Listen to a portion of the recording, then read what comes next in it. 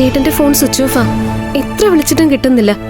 ഫോണിന്റെ ചാർജ് തീർന്ന് ഓഫായതായിരിക്കും. ഇന്നലെ രാത്രിയെ സ്വിച്ച് ഓഫാ.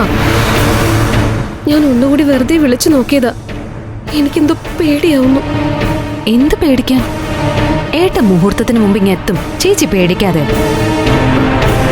മുഹൂർത്തത്തിന് മുമ്പ് മാത്രം എത്താൻ വിനേട്ടൻ അകന്ന ബന്ധുവോ നാട്ടുകാരനോ അല്ലല്ലോ. അതാ എനിക്ക് മനസ്സിലാവാത്ത.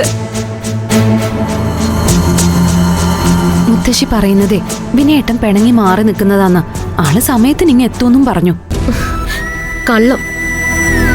നിനക്ക് തോന്നുന്നുണ്ടോ വിനേട്ടൻ പിണങ്ങി നിൽക്കുവാണെന്ന്? വിമലയുടെ ജീവിതത്തിലെ ഏറ്റവും പ്രധാനപ്പെട്ട കാര്യം നടക്കുമ്പോ എന്ത് വാശിയായാലും വിനേട്ടൻ മാറി നിൽക്കൂ? നീ തന്നെ പറ.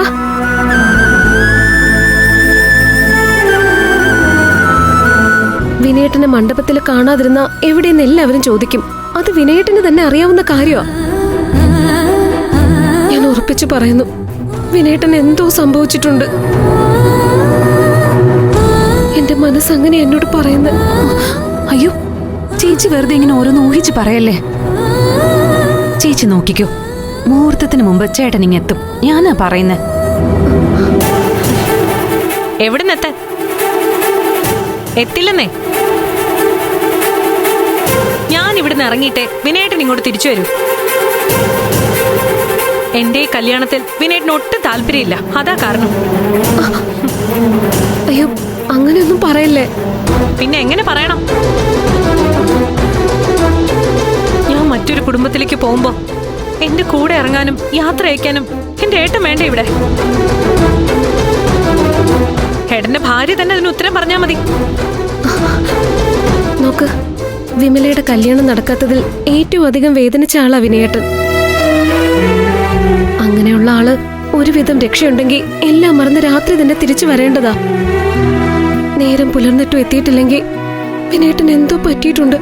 അതാ സത്യം. വിനേട്ടനൊന്നും പറ്റിയിട്ടില്ല. ഏട്ടന്റെ കാര്യവും പറഞ്ഞ് ആരും ഈ വീട്ടിൽ നിന്ന് ഇറങ്ങാതിരിക്കുകയും വേണ്ട. വിനേട്ടൻ മുഹൂർത്തത്തിന് മുമ്പ് എത്തും. ഇല്ലെങ്കിൽ ഞാൻ എത്തിക്കും. പോരെ? ഇനി ഈ കാര്യം പറഞ്ഞ് ആരും സമയം കളയണ്ട. ഉടൻ വീട്ടിൽ നിന്ന് ഇറങ്ങണം.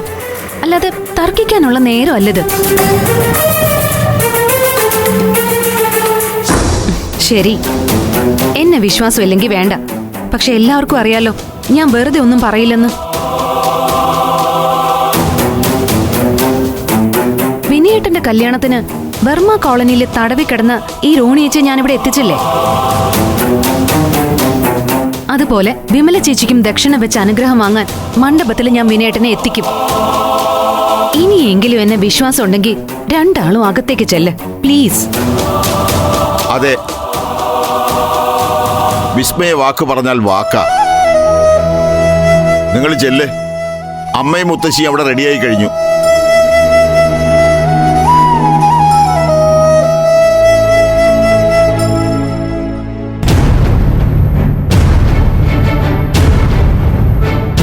പറഞ്ഞ വാക്ക് എനിക്ക് പാലിക്കാൻ പറ്റുമോ മുത്തശ്ശ?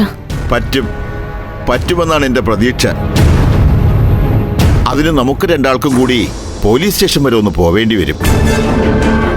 ഇതിപ്പോൾ വിനയന്റെ കാര്യം നമ്മുടെ കയ്യിൽ നിൽക്കാത്ത അവസ്ഥയാണ്. അറിയാം, അതിന്റെ വല്ലാത്തൊരു ആഘാതത്തിലാ ഞാൻ. സത്യം പറഞ്ഞ ഏട്ടൻ ഈ ചെയ്തതിന് കാരണം ഞാനാണെന്നാ ഇപ്പൊ എനിക്ക് തോന്നുന്നത്. ഏട്ടൻ രാത്രിയിൽ ഇവിടെ നിന്ന് ഇറങ്ങിപ്പോയത് അമ്മയുടെ തല്ല് കൊണ്ടിട്ടോ മുത്തശ്ശന്റെ വഴക്ക് കേട്ടിട്ടോ അല്ല. ഞാൻ വഴിതെറ്റി പോകുന്നു എന്നുള്ള ആശങ്കയില്ല. ആ സങ്കടത്തിലും ദേഷ്യത്തിലും ഏട്ടൻ എന്നെ അത്രമാത്രം അടിച്ചത്. പാവം, എന്നോടുള്ള കരുതല് കൂടുതലുകൊണ്ടാ സമനില തെറ്റിയവനെ പോലെ പെരുമാറി ഇറങ്ങിപ്പോയത്. ആ അവസ്ഥ ഇനി ഞാൻ തന്നെ വേണം മാറ്റിയെടുക്കാൻ. മുത്തശ്ശൻ റെഡി ആയിക്കോ. ഞാൻ 1-2 ഫോൺ ചെയ്തിട്ട് നമുക്ക് പോകാം പോലീസ് സ്റ്റേഷനിലേക്ക്.